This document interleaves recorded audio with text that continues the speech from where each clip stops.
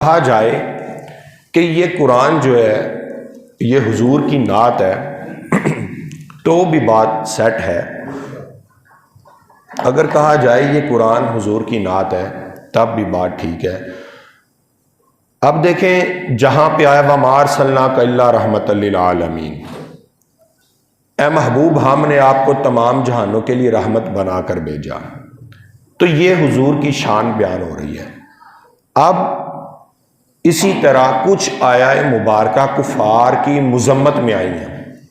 اب کفار کی جو مذمت میں آیت آئی ہے وہ حضور کی نعت کیسے ہے؟ دیکھیں جب کفار مدینہ نے یا کفار مکہ نے یا دیگر کفار نے اگر حضور کے بارے میں کوئی غلط بات کہی، رب نے فوری طور پہ ان کے خلاف مذمت والی آیات نازل فرمائی. اگر غور کیا جائے تو پتہ چلے گا کہ یہ جو آیات آئی ہیں کس کی وجہ سے آئی ہیں. آخر رب نے مصطفیٰ کی عزت کو اپنی عزت سمجھا ہے تو یہ رب نے مذمت والی آیات مبارکہ نازل فرمائی ہے نا. تو اگر نماز کی بات کی جائے، روزے کی بات کی جائے، یہ سارا قرآن ہے. مگر یہ جہاں بھی نماز کا حکم ہے یہ نماز کا حکم بھی در حقیقت نعت مصطفیٰ ہے. وہ کیسے آپ یہ سمجھیں. رب نے فرمایا کہ نماز ادا کرو.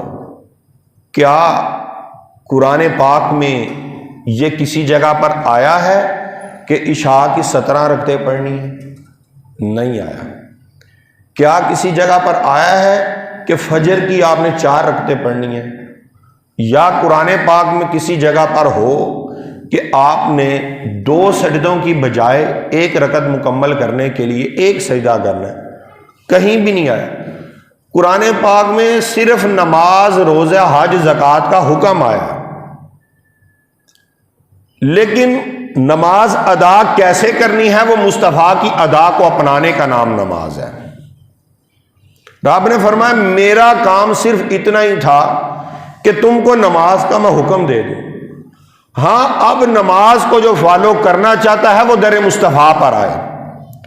جو اپنی نماز کا طریقہ سیکھنا چاہتا ہے اس کو مصطفیٰ کی اداؤں کو ماننا ہوگا. جو روزے کو دیکھنا چاہتا ہے اس کو بھی مصطفیٰ کریم کے نقش قدم پر چلنا ہوگا کہ حضور نے کس ٹائم روزہ رکھا اور کس ٹائم روزہ کھولا.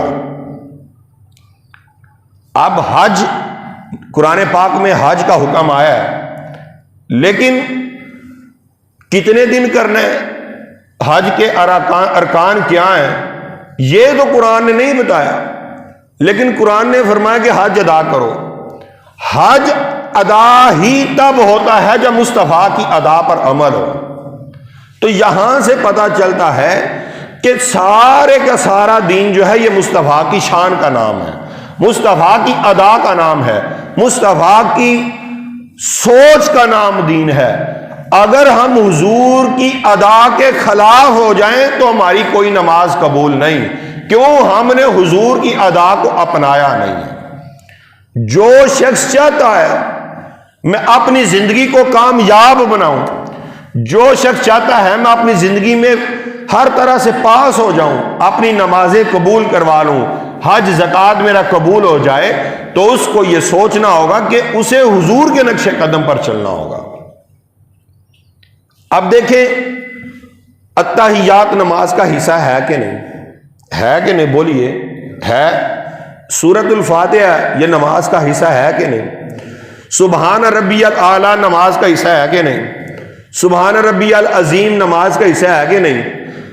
سارا کچھ نماز ہے نا. یہ پڑھیں گے نماز ہو جائے گی نا، کیونکہ حضور نے بھی یہی تو پڑھی ہیں. لیکن اگر آپ اتحیات کو پہلی رکعت کے اندر پڑھ لیں اور سورۃ فاتحہ کو آپ اتحیات میں پڑھیں، بتائیں نماز ہو جائے گی؟ کیوں؟ مصطفیٰ کی ادا نہیں ہے. یہ مصطفیٰ کی ادا نہیں ہے. نماز ادا ہی تب ہوگی جب مصطفیٰ کی ادا پر عمل ہوگا. نماز ادا ہی پھر ہوگی جب مصطفیٰ کی ادا پر عمل ہوگا. اور مصطفیٰ کی ہر ادا پر عمل کرنا یہ ہمیں قرآن نے سکھایا ہے. اور آپ ایک اور نکتہ سنیے.